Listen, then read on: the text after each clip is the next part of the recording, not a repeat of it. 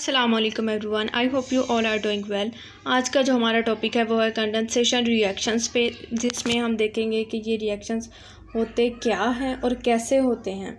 तो सबसे पहले हम डेफिनेशन देखते हैं। The reactions in which two or more molecules are joined together with the elimination of small molecules such as water, ammonia और simple alcohols etcetera. ऐसे रिएक्शंस हैं जिसमें दो या दो से ज़्यादा मॉलिक्यूल्स जब ज्वाइन करते हैं तो उनमें एलिमिनेशन होती है स्मॉल मॉलिक्यूल्स की। अब वो स्मॉल मॉलिक्यूल्स क्या हो सकते हैं? वाटर हो सकता है, अमोनिया, या फिर हम सिंपल अल्कोहल्स को भी एलिमिनेट करवा सकते हैं। अब कंडेंसेशन रिएक्शंस हम करते क्यों हैं? इसलिए कि बहुत सारे ऐसे रिएक्शंस हैं वो क्या हो जाते हैं, वो स्टॉप हो जाते हैं at the stage of an addition, मतलब कि उनमें हम फर्दर एडिशन नहीं करवा सकते। तो फिर क्या होगा? एलिमिनेशन के थ्रू हम ऐसे रिएक्शंस को फर्दर कंटिन्यू कर सकते हैं।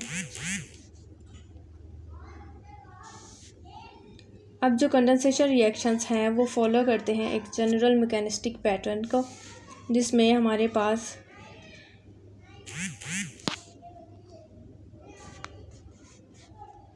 क्या होगा? कार्बोनाइल कंपाउंड्स होंगे। अब ये कार्बोनाइल कंपाउंड्स जो हैं वो हमारे पास, हम एल्डिहाइड्स भी ले सकते हैं,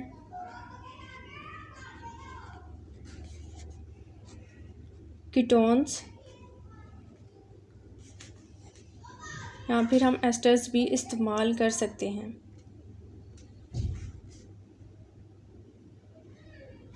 अब इन तीनों में हमारे पास जो कार्बोनाइल कंपाउंड है वो एक्ट करेगा एज अ एक्सेप्टर कंपोनेंट।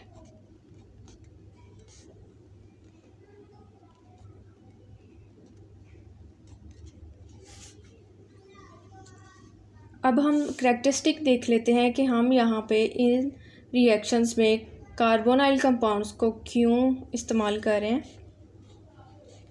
तो हम देखते हैं characteristics of carbonyl compounds. There are two main characteristics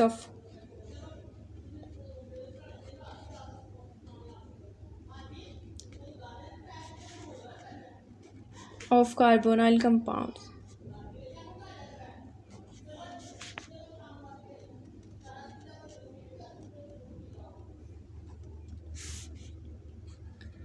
number 1 पे क्या आ जाता है कि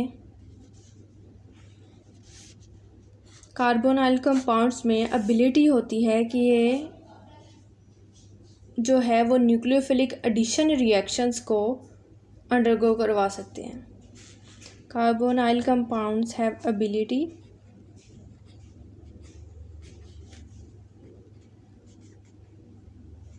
to undergo nucleophilic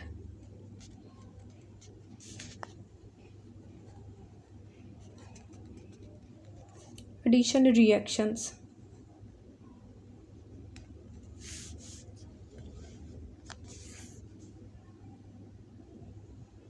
अब यहाँ पे एडिशन रिएक्शंस कैसे हो सकते हैं?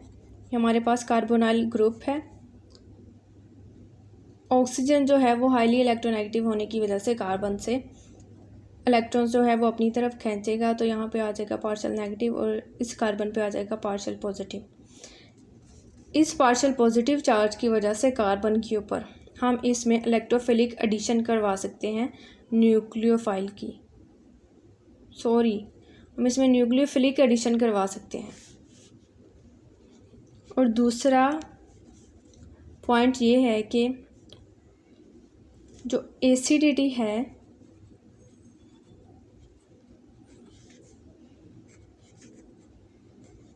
Of hydrogen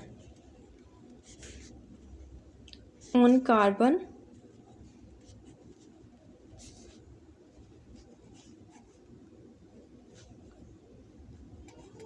adjacent to carbonyl group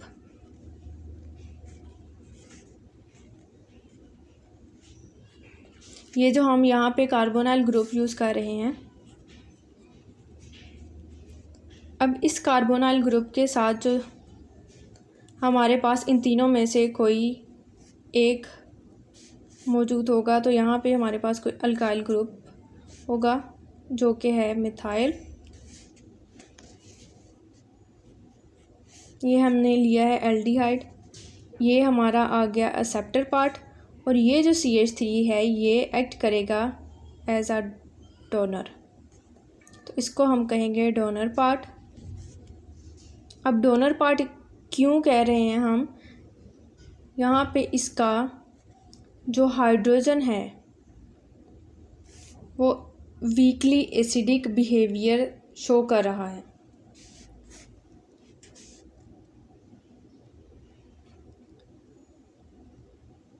यहाँ से एक हाइड्रोजन जो है वो रिमूव होगा। हाइड्रोजन रिमूव होने के बाद इस कार्बन पे क्या आ जाएगा, नेगेटिव चार्ज। तो acidity of hydrogen on carbon adjacent to the carbonyl group, ये भी हमारे पास एक एबिलिटी है कार्बोनाइल कंपाउंड्स की कि अल्फ़ा का हाइड्रोजन जो है वो एक्ट करता है as an acid, weak acid. अब फर्दर हम देखें तो हमारे पास ये जो कार्बोनाइल का ग्रुप है वो एक्ट करेगा एज एन इलेक्ट्रोफाइल। अब इलेक्ट्रोफाइल एक्ट कैसे करेगा, यहाँ से ऑक्सीजन जो है वो इलेक्ट्रॉन्स अपनी तरफ लेगा और यहाँ पे पार्शियल पॉजिटिव चार्ज आ जाएगा कार्बन पे। तो कोई भी नेगेटिवली चार्ज स्पीशीज जो है यहाँ पे न्यूक्लियोफाइल वो इजीली अटैक करेगी इस कार्बन पे। अब ये नेगेटिवली चार्ज स्पीशी जो है वो इलेक्ट्रोफाइल पे करेगी, जो कि हमारे पास डेफिशिएंट है इलेक्ट्रॉन्स। तो ये जो कार्बोनाइल ग्रुप है वो एक्ट करेगा एज एन इलेक्ट्रोफाइल। और जब यहाँ से हम एक हाइड्रोजन को रिमूव करवा देंगे तो ये वाला पार्ट जो है वो हमारे पास एक्ट करेगा एज एन न्यूक्लियोफाइल।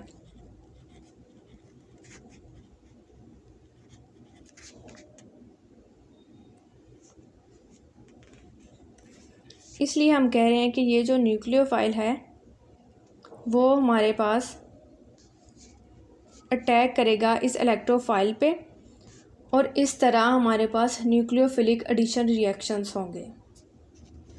ये जो दूसरा पॉइंट है इसका।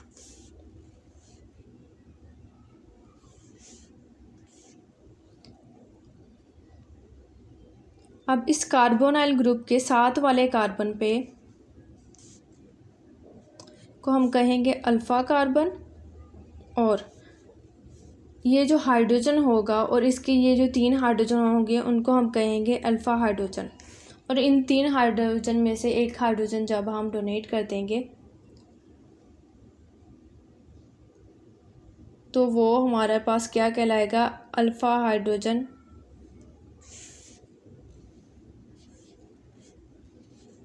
फर्दर इसका मैकेनिज़्म देखें।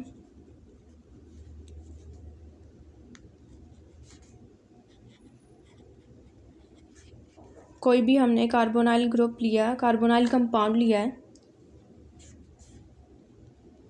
उसमें कोई नेगेटिवली चार्ज स्पीशी है साथ, तो ये नेगेटिवली चार्ज स्पीशी क्या करेगी, यहाँ से ये जो हमारे पास एसिडिक हाइड्रोजन है, वीकली एसिडिक हाइड्रोजन, यहाँ से ये नेगेटिवली चार्ज स्पीशी एक्सेप्ट कर लेगी और हमारे पास फॉर्मेशन हो जाएगी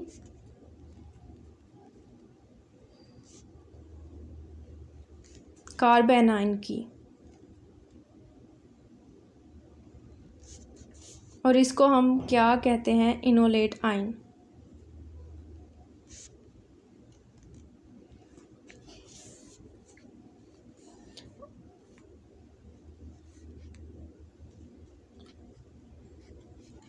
और ये हाइड्रोजन क्या कहलाएगा, अल्फ़ा हाइड्रोजन,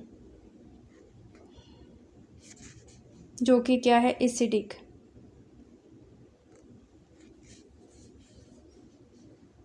ये अल्फ़ा हाइड्रोजन जो है वो वीकली एसिडिक होगा, और यहाँ से जो हमारे पास कार्ब एनाइन की फॉर्मेशन होगी वो क्या होगी, हाईली बेसिक इन नेचर, और ये एक्ट करेगी as a nucleophile.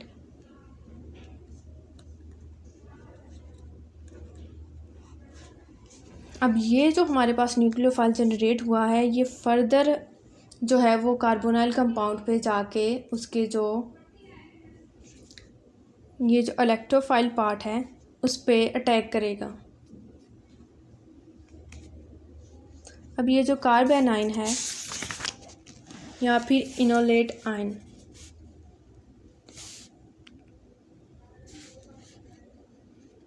Enolate ion क्या जनरेट हुआ है हमारे पास,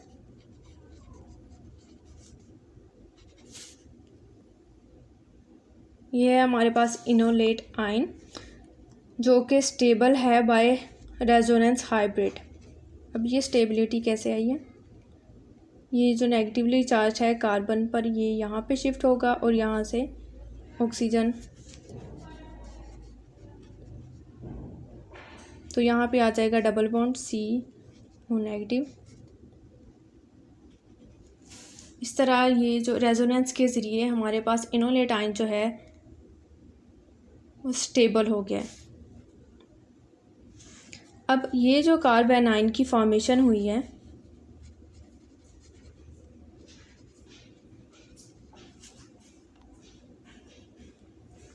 वो अटैक करेगी हमारे कार्बोनाइल ग्रुप पे।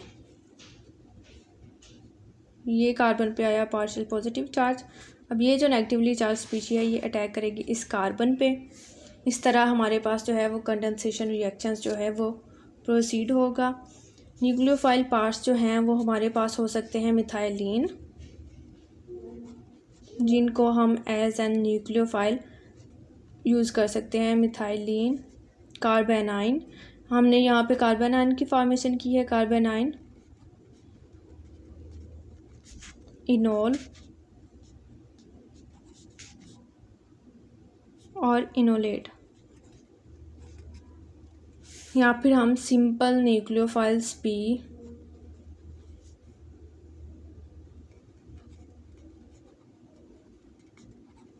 यूज़ कर सकते हैं। ये जो कार्बोनाइल ग्रुप है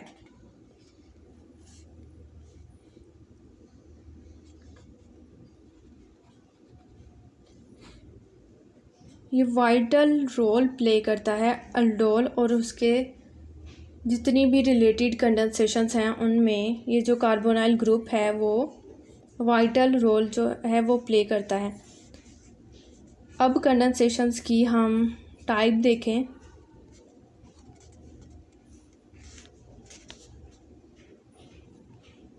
तो इसकी 3 फर्दर टाइप्स हैं।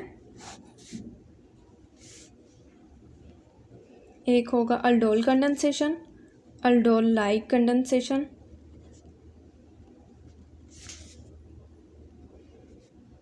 और थर्ड वन है बेंजोइन कंडेंसेशन। अब इन तीनों को हम फर्दर डिस्कस करेंगे अपनी नेक्स्ट वीडियो में। यह था आज का हमारा टॉपिक।